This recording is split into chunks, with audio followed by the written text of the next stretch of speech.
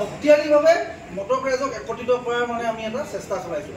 আমি আপোনালোকৰ পৰা আশীৰ্বাদ ল'ব আহিছোঁ আৰু আমি আপোনালোকক এই অনুষ্ঠানটোলৈ যাতে আমাৰ মটক আই মাতৃসকল যিসকল জীয়াৰী বোৱাৰী সকলো যাতে দলে বলে যোগদান কৰে তাৰ বাবে আপোনালোকক অনুৰোধ জনাবলৈ আহিছোঁ। আৰু প্ৰগ্ৰামটো আমাৰ 19 তাৰিখে তিনিচুকীয়াত আছে আৰু 22 তাৰিখে ডিব্ৰুগড়ত আছে। আমি 22 তাৰিখৰ কাৰণে আপোনালোকক বাছৰ ব্যৱস্থা গাঁৱত কৰি দিছোঁ। আপোনালোকক 12টামান বজাতে বাছ আহিব আৰু আপোনালোকক ধুনীয়াকৈ নিয়া হ'ব, ধুনীয়াকৈ অনা হ'ব আৰু যাতে এই আন্দোলনটোত মটক হিচাপে বেলেগ একো নহয়, আমি মটক হিচাপে আপোনালোকে যাতে অংশগ্ৰহণ কৰে তাৰ বাবে আমি অনুৰোধ জনাইছোঁ। 22 তাৰিখে আপোনালোকক যাতায়াতৰ ব্যৱস্থা কৰি দিম আমি। তথাপিও মটকক আজিলৈকে চৰকাৰে জনজাতিকৰণ প্ৰদান কৰা নাই। আজি মটক হিচাপে আহিছোঁ, কোনো বিশেষ ৰাজনৈতিক দল হিচাপে অহা নাই। আমি ইতিমধ্যে গাঁৱে গাঁৱে ঘূৰিছোঁ। আমাৰ যেনেধৰণৰ পৰিকল্পনা কৰিব লাগে মটক যুৱ ছাত্ৰ সন্মিলনে ৰাইজৰ ওচৰলৈ যোৱাৰ ক্ষেত্ৰত আমি পৰিকল্পনা কৰিছোঁ।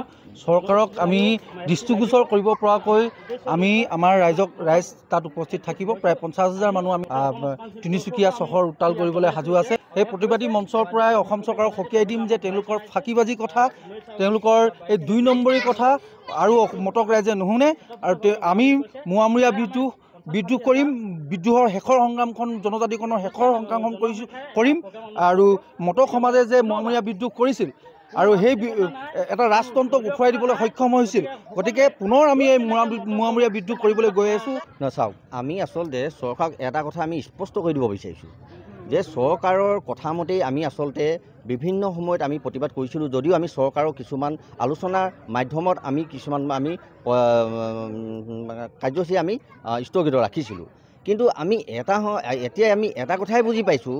আমি সিদিনা আমি এটা কথা শুনিছিলোঁ, যিজন মানে পৰিক্ৰমা মন্ত্ৰী তেখেতেও কৈছিলে, জনজাতি পৰিক্ৰমা মন্ত্ৰীও তেখেতে কৈছে যে আমাৰ অসমৰ মাননীয় মুখ্যমন্ত্ৰীয়ে এতিয়ালৈকে মটক জনগোষ্ঠীৰ জনজাতিকৰণৰ প্ৰক্ৰিয়াটো আজি তাৰিখলৈকে তেখেতে মানে প্ৰতিবেদন প্ৰস্তুতেই কৰা নাই। আচলতে এইটো এটা দুৰ্ভাগ্যজনক কথা। 1940 চনতে আমাৰ জন্ম হোৱা এটা সংগঠন সদৌ অসম মটক যুৱ ছাত্ৰ সন্মিলন, এই সংগঠনটো আমি নিজৰ অধিকাৰ কাৰণে, নিজৰ অধিকাৰ সাব্যস্তৰ কাৰণে আমি আচলতে বিভিন্ন সময়ত বিভিন্ন ৰাজপথত আমি মানে কাৰ্যসূচী ল'বলগীয়া হয়। ইয়াতকৈ দুৰ্ভাগ্য কথা একো হ'ব নোৱাৰে। সেয়েহে আমি প্ৰত্যেকটো ইলেকশ্যনত আচলতে এইবাৰো ঠিক আচলতে এইবাৰ যিখন শাসনাধিষ্ঠৰ চৰকাৰ নৰেন্দ্ৰ মোদী ডাঙৰীয়াই যেতিয়া আমাৰ অসমত প্ৰচাৰ চলাইছিলে, তেতিয়াই তেখেতে কৈছিলে যদি এইবাৰ যদি শাসনলৈ আহে মটকসকল জনজাতিকৰণটো তেখেতে 6 মাহৰ ভিতৰত কৰি দিব। কিন্তু আচলতে সেইটো এটা ফুটুকাৰ ফেন হ'ল, এইবোলে ভেকু ভাওনা। যেতিয়াই আচলতে কেন্দ্ৰীয় চৰকাৰে হওক বা ৰাজ্যৰ চৰকাৰে হওক, আচলতে যেতিয়া ইলেকশ্যনৰ সময় আহে তেখেতলোকে আচলতে আমাৰ মটক জনগোষ্ঠীৰ ৰাইজসকলক তেখেতলোকে আচলতে ললিপপ দিবলৈ চেষ্টা কৰে আৰু আভুৱা সজাবলৈ চেষ্টা কৰে। আৰু আমাৰ মটক জনগোষ্ঠীৰ ৰাইজসকলো সহজ হ'ল ৰাইজসকল, তেখেতলোকেও মানে আচলতে আমি বিশ্বাসলৈ লওঁ। কিন্তু আমি পূৰ্বতে মানে 15 বছৰ কংগ্ৰেছ চৰকাৰে আচলতে যেতিয়া নেকি শাসনত আছিলে, তেখেতলোকেও কৈছিলে যে মটক জনগোষ্ঠীক জনজাতিকৰণ কৰা হ'ব।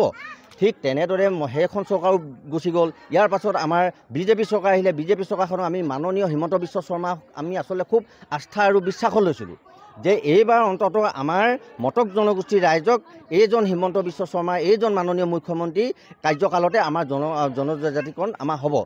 কিন্তু এতিয়া আমি আমি এটা শেষ পৰ্যায়ত আমি উপনীত হৈছোঁ। আমি তেখেতকো আমি আচলতে এটা মিছলীয়া তেখেত এজন যে মুখ্যমন্ত্ৰী আমি ভাবিবলৈ বাধ্য হৈছোঁ। আৰু আমি সেই ৰজাঘৰীয়া আমি আচলতে অসম চৰকাৰ তথা আমি দিছপুৰ আৰু দিল্লীক আমি জনাই দিব বিচাৰিছোঁ যে মটক ৰাইজ এতিয়া শুই নাথাকে, মটক ৰাইজ জাগিছে আৰু জনজাতিকৰণ নিজৰ অধিকাৰ সাব্যস্ত নোহোৱালৈকে কিন্তু আমাৰ মটক ৰাইজে তীব্ৰভাৱে আচলতে কিন্তু এই প্ৰতিবাদ চলাই লৈ গৈ থাকিব।